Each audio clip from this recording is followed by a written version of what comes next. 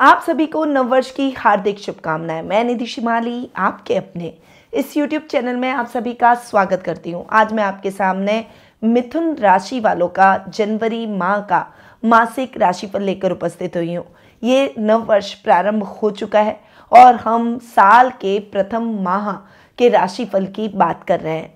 अगर आप अपने इस नए साल की प्लानिंग करने जा रहे हैं तो उससे पहले अपना वार्षिक राशिफल जरूर देखें, ताकि आप अपने नए साल की प्लानिंग उस हिसाब से कर सकें। यानी वार्षिक राशिफल से आपको काफ़ी मदद मिल सकती है। अगर आप जानना चाहते हैं कि ये साल आपके लिए कैसा रहेगा, तो मिथुन राशि वालों का वार्षिक राशिफल मैंने अपने इस चैनल पर ऑलरेडी अपलोड कर दिया है।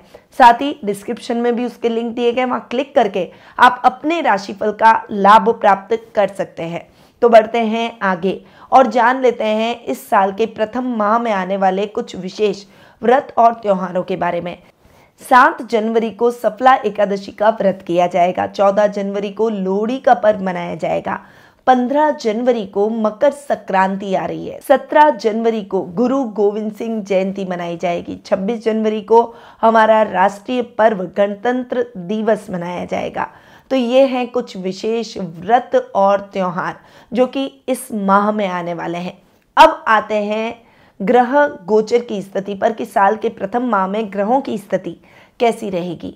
सबसे पहले ग्रहों के राजा सूर्य की बात करते हैं, जो कि वर्तमान में अपनी सम राशि धनु में विराजमान है और 15 जनवरी को वे अपनी सम राशि मकर में प्रवेश कर जाएंगे। बुध ग्रह की बात करें तो वे वर्तमान में वक्री अवस्था में अपनी मित्र राशि वृश्चिक में विराजमान हो रखे हैं और 7 जनवरी को वे अपनी शत्रु राशि धनु में प्रवेश कर जाएंगे। मंगल ग्रह इस पूरे माह अपनी सम राशि धनु में विराजमान रहेंगे। गुरु ग्रह इस पूरे माह अपनी अति मित्र राशि मेष में विराजमान रहेंगे। शुक्र ग्रह वर्तमान में अपनी मित्र राशि वृश्चिक में विराजमान है और 18 जनवरी को वे अपनी शत्रु राशि धनु में प्रवेश कर जाएंगे। शनि ग्रह इस पूरे माह अपनी मूल त्रिकोण की राशि कुंभ में विराजमान रहेंगे और राहु और केतु की बात करें तो वे इस पूरे माह अपनी सम राशियां मीन और कन्या में विराजमान रहने वाले हैं। तो ये है इस माह की ग्रह गोचर की स्थिति। अब बढ़ते हैं आगे और जान लेते हैं कि साल का ये प्रथम माह मिथुन राशि वालों के लिए कैसा रहेगा। तो शुरू करते हैं मिथुन राशि वालों का जनवरी माह का मासिक राशिफल। सबसे पहले मैं आपको बता दूं कि ये जो मैं आपको राशिफल दे रही हूँ ये चंद्र गणनाओं पर आधारित है और आप इसे अपनी राशि और लग्न दोनों के हिसाब से देख सकते हैं। तो सबसे पहले आपके राशि स्वामी की ही बात करते हैं। आपके राशि स्वामी और सुखेश दोनों ही हैं बुध, और बुध जाकर बैठे हैं आपके रोग भाव में। महीने के प्रारंभ में 7 जनवरी तक की स्थितियां इतनी अच्छी नहीं है, क्योंकि लग्नेश और सुखेश का रोग भाव में जाकर बैठना, चूंकि बुध एक बहुत सौम्य ग्रह है, रोग भाव में अच्छे परिणाम नहीं देंगे।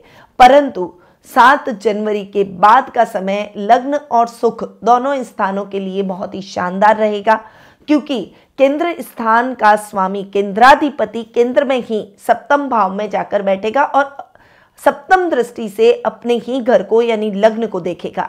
तो ये सिचुएशन पूरे माह आपके लिए बहुत ही शानदार परिणामों से भरी रहेगी।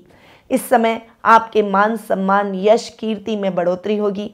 कुटुंब में भी आपका मान सम्मान और ओहदा बढ़ेगा। आपके बुद्धिमत्ता के चर्चे चारों तरफ होते हुए दिखाई देंगे। आप अपने कार्यों में बहुत अच्छी सफलता भी प्राप्त करेंगे। इस समय जो भी कार्य आप हाथ में लेंगे उसमें भी निश्चित तौर पर आप सफलता प्राप्त करते हुए दिखाई देंगे। आपके सुखों में वृद्धि होगी, लग्जरी में वृद्धि होगी। हालांकि सुख स्थान में केतु बैठे जो कि कहीं ना कहीं सुखों को फ्लक्चुएट कर सकते हैं, इसीलिए आपको थोड़ा सा संभल कर सोच समझ कर आगे बढ़ना है।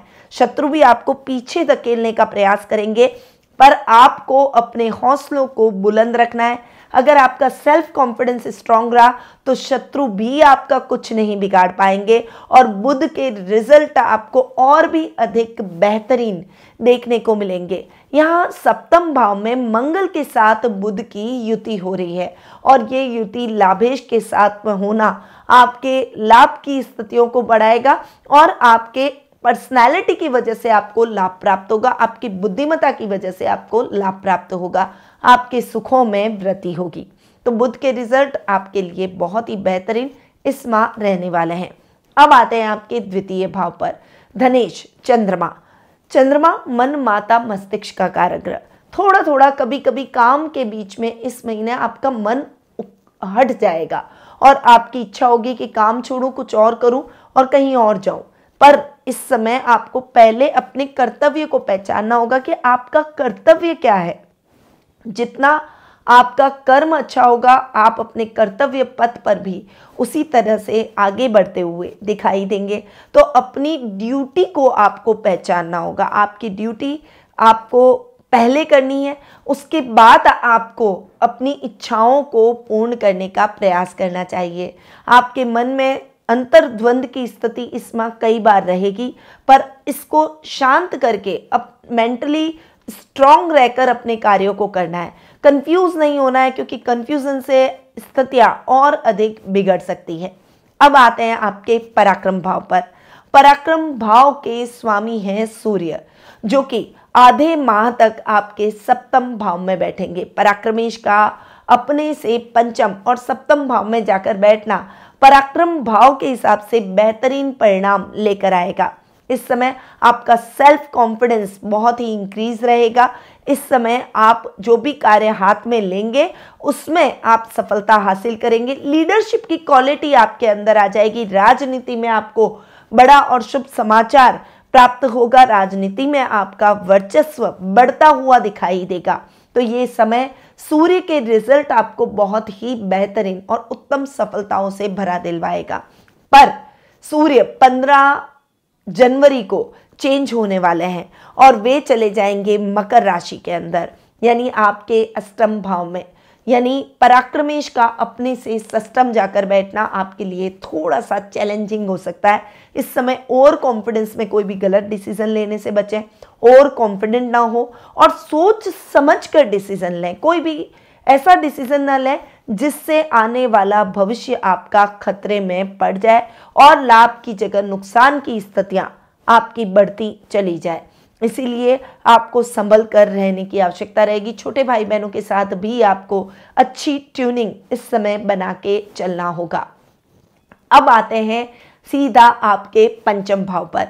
पंचम भाव के स्वामी हैं शुक्र, और शुक्र 18 जनवरी तक आपके रोग भाव में बैठेंगे और 18 जनवरी को शुक्र चले जाएंगे आपके 7th हाउस में और लाभेश के साथ शुक्र की युति भी होगी।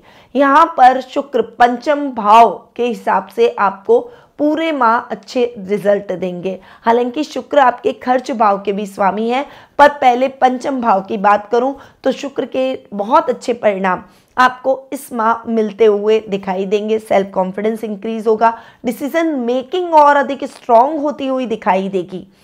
ये समय आपकी सफलता को सुनिश्चित करेगा। कलाकारों के लिए ये समय मान सम्मान और प्रसिद्धि से भरा रहेगा। धर्म कर्म के कार्यों में भी आपकी रुचि बढ़ेगी।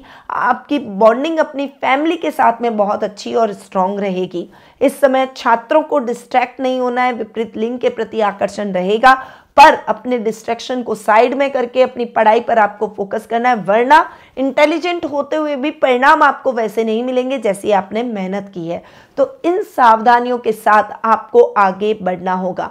18 जनवरी को जब शुक्र आपके 7th हाउस में आ जाएंगे तो इस परिस्थिति में शुक्र के रिजल्ट और भी अच्छे और बेहतरीन आपको मिलते हुए दिखाई देंगे। तो ये तो हुई पंचम भाव की बात। अब खर्च भाव की अगर मैं बात करूं तो खर्च भाव के स्वामी पहले तो 18 जनवरी तक अपने से सप्तम बैठकर अपने ही घर को देखेंगे, तो वे खर्चों को थोड़ा सा बैलेंस करने का प्रयास करेंगे, क्योंकि अपने घर का कोई व्यक्ति बुरा नहीं चाहता। पर इस समय विदेशों से भी बहुत अच्छी अपॉर्चुनिटीज आपको प्राप्त होती हुई दिखाई देगी। अब लग्नेश के साथ आपकी युति भी होगी, तो इस समय आप स्ट्रांगली अपने पॉइंट ऑफ व्यू रख पाएंगे और इस समय शत्रुओं की संख्या में भी कमी होती हुई दिखाई देगी, यानी शत्रुओं की संख्या कम हो जाएगी। कर्ज की स्थितियों से आपको मुक्ति मिलेगी। अब शुक्र जब आपके 7th हाउस में जाकर विराजमान होंगे तो खर्च भाव का स्वामी अपने से अष्टम जाकर बैठेगा। हालांकि केंद्र के अंदर शुक्र के रिजल्ट आपको ठीक मिलेंगे, परंतु फिर भी आपको सोच समझकर इन्वेस्टमेंट करना है। खर्चे करते समय सावधानी रखें। अब आते हैं आपके 7th हाउस और 10th हाउस पर, यानी सप्तम भाव और कर्म भाव की बात करते हैं। सप्तमेश और कर्मेश हैं गुरु, जो कि लाभ भाव में जाकर विराजमान हो रहे हैं। आपके लाभ भाव में गुरु का बैठना आपके लिए बहुत ही अच्छी सफलताएं लेकर बहुत लंबे टाइम से आ रखा है, यानी इस समय आपको बहुत अच्छे अचीवमेंट्स मिलते हुए दिखाई देंगे। पर यहाँ पर मैं सप्तम भाव की अगर बात करूँ तो मंगल के साथ शुक्र जाकर बैठे हैं। 7th हाउस में शुक्र का बैठना कारको भाव नाश की परिस्थिति लेकर आता है। आधे माह तक यानी 15 जनवरी तक का समय बहुत अच्छा है, क्योंकि मंगल और सूर्य की युति होगी, जो कि आपको बहुत अच्छी अभूतपूर्व सफलताएं भी दिलवाएगी। व्यापार का ये स्थान है, तो बहुत शानदार सफलता के योग बनेंगे। टेक्निकल फील्ड में आप बहुत अच्छी महारत हासिल करेंगे। अटका हुआ इंक्रीमेंट, प्रमोशन, ये सब मिलते हुए दिखाई देंगे। पर इस समय आपको चैलेंजेस का भी सामना करना पड़ेगा। पर 18 जनवरी के बाद का समय आपके लिए इतना अच्छा नहीं होगा। शुक्र मंगल की युति आपके लिए इतनी बढ़िया और मंगलकारी नहीं रहेगी। दाम्पत्य जीवन डिस्टर्ब हो सकता है और जीवन साथी के साथ टकराव की स्थितियां बन सकती है।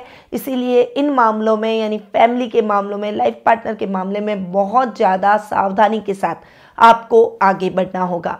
अब काम के हिसाब से कहूँ तो कर्म भाव में राहु बैठे, जो कि कहीं ना कहीं काम में चैलेंजेस लेकर आ सकते हैं, कठिनाइयां ला सकते हैं। मैंने पहले ही बताया आपको चैलेंजेस का सामना जरूर करना पड़ेगा, पर आपके सेल्फ कॉन्फिडेंस के दम पर आप हर परिस्थिति को पार करना जानते हैं और कर भी लेंगे। यानी आपको गुरु के रिजल्ट कर्म भाव के हिसाब से बेहतरीन मिलेंगे। अब आते हैं आपके अष्टम और आपके भाग्य स्थान पर। आपके अष्टमेश और भाग्येश शनि बहुत लंबे टाइम से भाग्य स्थान में स्वग्रही हुए बैठे हैं। यहाँ पर शनि के रिजल्ट जैसे आपको मिल रहे हैं वैसे ही कंटिन्यू चलेंगे। आपको अपने कर्म को बढ़ाना होगा, क्योंकि शनि अच्छे रिजल्ट दे रहे हैं। इसीलिए आप जितना अच्छी मेहनत करेंगे उतनी ही अच्छे परिणामों को और बढ़ाते चले जाएंगे, और इससे आपकी सफलताओं के आंकड़े ऊपर जाते चले जाएंगे। आपकी उन्नति का ग्राफ ऊपर जाता हुआ चला जाएगा। इसीलिए आपको शनि के इस समय का, इस परिस्थिति का बहुत अच्छे से फायदा उठाना चाहिए, क्योंकि शनि अपने ही घर में बैठे हैं। तो धर्म कर्म के कार्यों से भी आपको जोड़ेंगे, मानव सेवा, जन कल्याण के कार्यों से भी आपको जोड़ेंगे, आपके सेल्फ कॉन्फिडेंस को बनाए रखेंगे। यात्राएं आपके लिए सुखद और मंगलमय रहेगी। और इस समय नुकसान की स्थितियां कहीं ना कहीं आएगी जरूर, अप्स एंड डाउन्स तो लाइफ में चलते हैं, पर शनि के कारण आपकी नुकसान की स्थितियां भी बैलेंस हो जाएगी। तो मिथुन राशि वालों के लिए ये जनवरी माह ओवरऑल बहुत ही अच्छे परिणाम लेकर आ रहा है।